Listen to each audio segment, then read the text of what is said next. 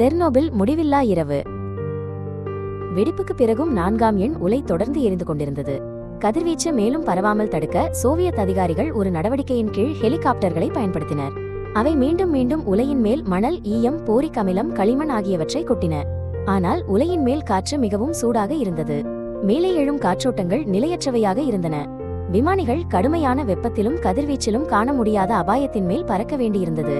இந்த நடவடிக்கையின் போது ஒரு ஹெலிகாப்டர் வானில் ஒரு கிரேனின் கம்பியை மோதி சமநிலையை இழந்து கீழே விழுந்தது.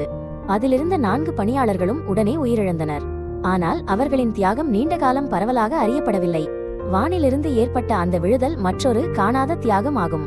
அது பேரழிவின் இதயத்திலேயே நிகழ்ந்த ஒரு துயர காட்சி. வெடிப்பு நடந்த 36 மணி நேரம் கடந்த பின்தான் பிரிப்யாத் மக்களிடம் வெளியேற்ற உத்தரவு வந்தடைந்தது. பதற்றம் உருவாகாமல் இருக்க அதிகாரிகள் சில நாட்களில் நீங்கள் திரும்பி வரலாம் என்று கூறினர். அந்த வார்த்தைகள் சிறு ஆறுதல் போல் கேட்டன. அதனால் பெரும்பாலான மக்கள் மிக குறைந்த பொருட்களையே எடுத்துக்கொண்டு பேருந்துகளில் ஏறினர். தங்கள் வீட்டு சாவிகளை கதவிலேயே விட்டுவிட்டு சென்றனர். மேசையின் மேல் இருந்த உணவையும் குழந்தைகளின் விளையாட்டுப் பொருட்களையும் கூட அப்படியே விட்டுச் சென்றனர்.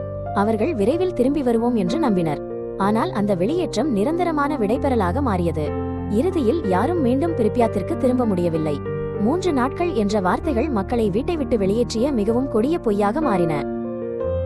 ஏப்ரல் 27ஆம் தேதியின் பிற்பகலில் நூற்றுக்கணக்கான பேருந்துகள் பிரிப்யாத்துக்குள் நுழைந்து மக்களை அழைத்துச் செல்ல வந்தன.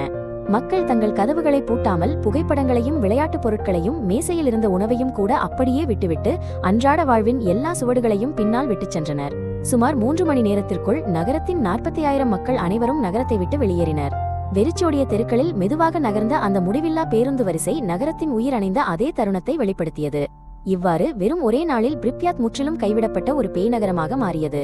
எதிர்கால நகரம் என்று 16 ஆண்டுகள் வளர்ந்த வாழ்க்கை சில மணி நேரங்களில் நின்று போயிற்று. அதன் சுவடுகள் மட்டுமே நகரம் முழுவதும் சிதறி கிடந்தன.